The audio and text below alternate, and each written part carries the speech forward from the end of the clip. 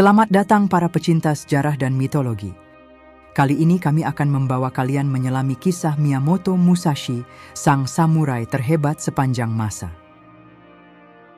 Miyamoto Musashi, seorang ronin atau samurai tanpa tuan yang melegenda di tanah samurai, menciptakan jejak tak terlupakan dalam sejarah.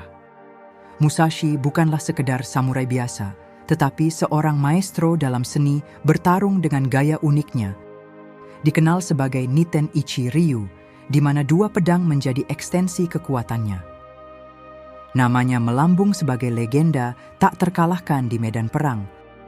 Menerima julukan Sword Saint yang mencerminkan kejeniusannya dalam mengolah pedang. Namun, Musashi tidak hanya terkenal karena keterampilan bertarungnya. Ia juga seorang seniman filosofi dan strategi yang ulung. Karya-karyanya menjadi saksi bisu perjalanan hidupnya yang epik. Di antara karya-karya monumentalnya, Book of Five Rings menonjol sebagai panduan lengkap, mengungkapkan strategi, filosofi, dan cerita perjalanan hidupnya.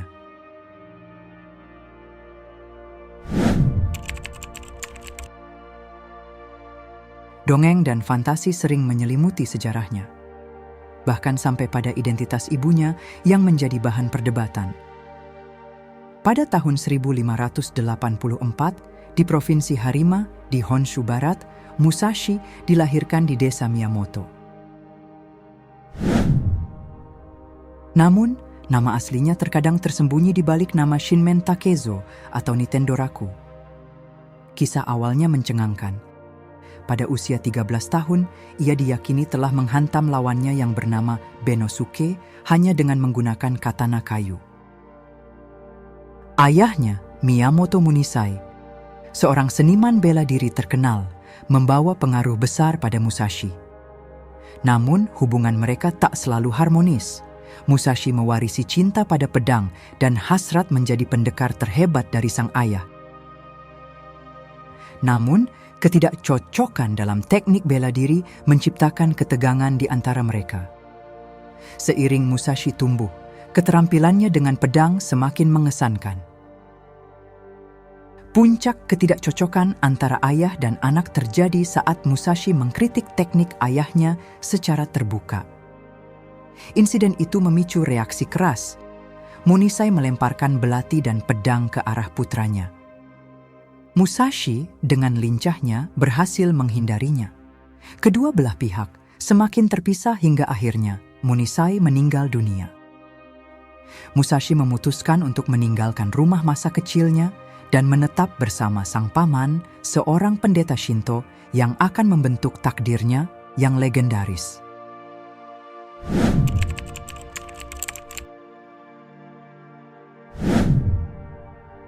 Musashi tumbuh di tengah gejolak besar di Kekaisaran Jepang, di mana perang feodal merayapi setiap sudut. Masa itu ditandai dengan kemerosotan Keshogunan Ashikaga yang akhirnya runtuh pada tahun 1573, menciptakan pemandangan penuh perubahan dan ketidakpastian. Pada tahun 1600, Jepang terbelah menjadi dua faksi yang saling berseteru.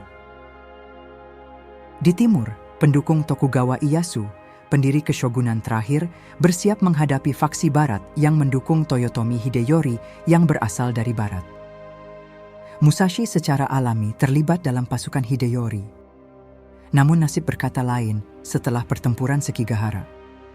Saat peperangan mereda, pihak Ieyasu akhirnya keluar sebagai pemegang kekuasaannya di Kekaisaran.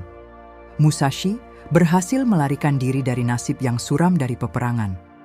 Akhirnya Musashi menjadi seorang ronin, samurai tanpa tuan, dan memulai pencarian ambisi hidupnya.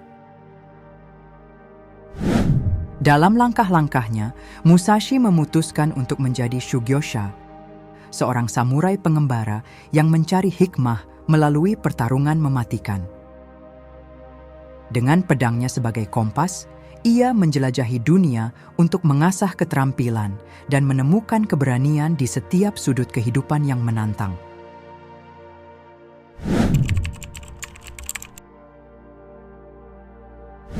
Dalam dunia pramodern Kekaisaran Jepang, duel bukanlah permainan biasa.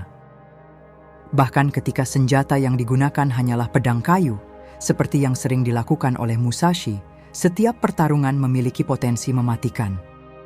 Namun, bagi Musashi dan sesama samurai, kematian bukanlah tujuan utama. Pertarungan pertama Musashi terjadi pada usia 13 tahun, ketika ia menerima tantangan terbuka dari Benosuke Arima Kihei, seorang samurai tua. Duel itu berakhir dengan kematian Arima Kihei, menandai awal perjalanan panjang Musashi dalam seni pedang. Pada tahun 1599, Musashi melibas lawan mahir lainnya dalam duel yang menegangkan. Namun, duel paling mencolok dalam kisahnya terjadi pada tahun 1604, melawan klan Yoshioka di Kyoto. Klan ini terkenal sebagai guru seni bela diri. Musashi menghadapi Seijiro, saudara laki-laki tertua Yoshioka, dalam pertarungan brutal yang berakhir dengan tragis ini. Seijiro kalah dan memutuskan untuk mencukur rambut kepalanya dan menjalani kehidupan sebagai biarawan. Tantangan berikutnya datang dari Den Shichiro, kakak kedua yang berusaha membalas dendam. Namun, Musashi dengan lihai melucuti senjata Den Shichiro dan mengakhiri nyawanya dengan pukulan boken yang mematikan. Dengan penuh amarah, pengikut Yoshioka berbondong-bondong untuk membalas dendam, tetapi Musashi dengan keahlian luar biasa membela diri dengan dua pedangnya dan mampu mengalahkan mereka semua. Gaya bertarungnya yang unik dikenal sebagai Niten Ichiryu atau gaya dua langit atau dua pedang.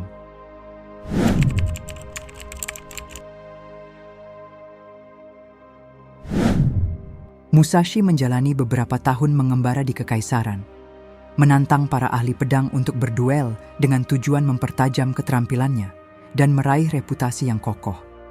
Sayangnya, sebagian besar kisah tentang duel ini tenggelam dalam lapisan-lapisan sejarah yang kabur. Namun, sebuah babak terpenting terjadi dalam kisah hidupnya, duel pamungkas melawan Sasaki Kojiro. Kojiro, ahli pedang dari klan Hosokawa yang memerintah Kokura di Kyushu Utara, terkenal dengan teknik Tsubame Gaeshi-nya yang memutar pedang secepat burung layang-layang. Pedang panjangnya yang disebut drying pole menambah keganasan reputasinya sebagai iblis dari provinsi barat. Musashi, dengan tekad bulat, memutuskan untuk menghadapi Kojiro yang terampil dan bergaya formal. Musashi mengambil inisiatif dengan menantang Kojiro melalui mantan murid ayahnya, seorang pejabat senior di Kokura. Persetujuan diberikan dan tanggal duel ditetapkan pada pagi 13 April 1612 di sebuah pulau kecil terpencil bernama Funajima di antara Honshu dan Kyushu. Sebelum duel, Musashi meninggalkan Hosokawa, menciptakan spekulasi dan pertanyaan tentang motifnya. Meski awalnya muncul dugaan bahwa ia mungkin merasa takut, Musashi memberikan alasan lain. Dia menjelaskan bahwa karena Kojiro melayani penguasa Hosokawa, melawan Kojiro seolah berarti berperang melawan Hosokawa dan dia harus pergi. Namun, di balik alasan tersebut terdapat dugaan bahwa rencana Musashi sebenarnya adalah mengguncang musuhnya dan merusak kepercayaan dirinya. Terbukti, Musashi, seorang ahli pedang dan stratagam, tiba di Funajima dengan perahu dayung pada pagi hari berikutnya. Legenda mencatat bahwa Musashi bahkan mengukir dayung ekstra dari perahunya menjadi pedang kayu yang lebih panjang dari pedang terkenal milik Kojiro. Duel epik antara dua ahli pedang ini yang menentukan nasib keduanya pun dimulai di pulau sepi itu.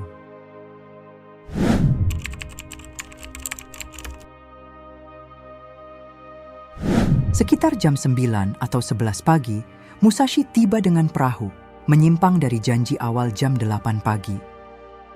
Ketika kaki telanjang Musashi menginjakan daratan, ia langsung disambut oleh Kojiro yang tampak murka. Pedang dipegang erat. Ternyata, Kojiro sudah menanti-nantikan kedatangannya. Kojiro dengan marah melesat ke tepi air, melemparkan sarung pedangnya ke dalam air dengan geram.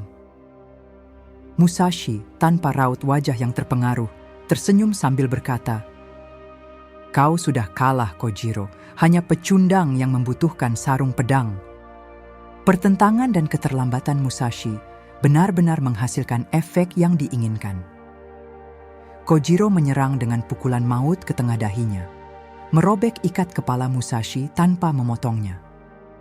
Sementara itu, Musashi menggunakan keahliannya dan menjebak Kojiro dengan pedang dayungnya.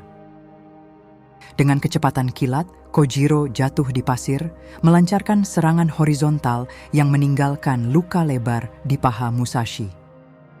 Meskipun terluka, Musashi terus menyerang, kali ini mematahkan rusuk kiri Kojiro. Darah mengalir dari hidung dan mulut Kojiro saat ia ambruk tak sadarkan diri. Dengan sigap, Musashi memeriksa tanda-tanda kehidupan. Tanpa ada pertanda, ia memberi hormat kepada pejabat yang menyaksikan, kembali ke kapal, dan berlayar menjauh sebelum pengikut setia Kojiro memiliki kesempatan untuk membalas dendam. Sebagai tanda penghormatan pada Kojiro dan pertarungan epik mereka, pulau sepi tempat duel itu berlangsung diubah namanya menjadi Ganryujima. Sebuah nama yang abadi dalam memori sejarah tentang duel legendaris antara dua ahli pedang yang tak terlupakan.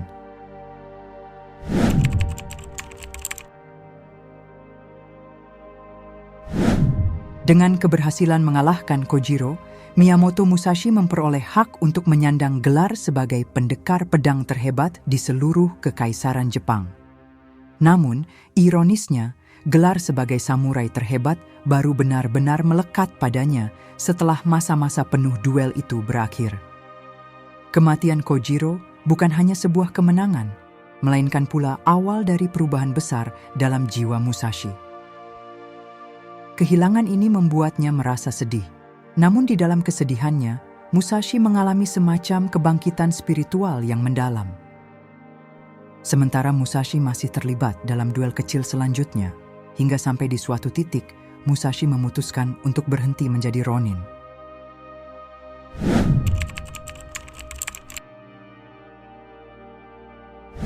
Pada tahun 1643, Musashi mungkin merasakan bayang-bayang kematian, memulai perjalanan menulis autobiografinya yang monumental, Gorin no Sho, atau lebih dikenal sebagai Kitab 5 Lingkaran. Meski terasa membebani, Musashi berhasil menyelesaikannya dalam waktu singkat, hanya dalam 2 tahun. Pada masa itu, diyakini bahwa Musashi mengidap kanker yang mematikan, menghadapi takdir yang tak terhindarkan. Pada Mei 1645, dia memberikan hadiah kepada murid-muridnya dan mencurahkan pengalaman hidupnya. Dalam 21 prinsip disiplin yang terabadikan dalam karya yang diberi judul The Way of Walking Alone. Pada tanggal 19 Mei 1645, Musashi menghembuskan nafas terakhirnya. Karya terakhir Musashi ini tidak hanya menjadi catatan akhir dari seorang legenda, melainkan juga warisan batin yang ditinggalkan untuk generasi berikutnya. Dalam ceritanya yang melibatkan perang melawan penyakit dan pemberian hikmah kepada murid-muridnya, Musashi meninggalkan jejak kebijaksanaan yang akan terus dikenang sepanjang sejarah. Beberapa nasihat Musashi memiliki nilai abadi. Seperti yang ditulis Musashi, tidak ada apapun di luar diri Anda yang dapat membuat Anda menjadi lebih baik, lebih kuat, lebih kaya, lebih cepat, atau lebih pintar. Semuanya ada di dalam. Semuanya ada. Jangan mencari apapun di luar dirimu. Kisah hidupnya yang memukau membuatnya terus dikenang hingga kini sebagai salah satu samurai terhebat di Kekaisaran Jepang. Cukup sudah kita menyelami kisah Miyamoto Musashi, sang pendekar pedang terhebat sepanjang sejarah. Terima kasih yang sudah menonton sampai detik ini dan sampai selesai. Sampai jumpa di video selanjutnya.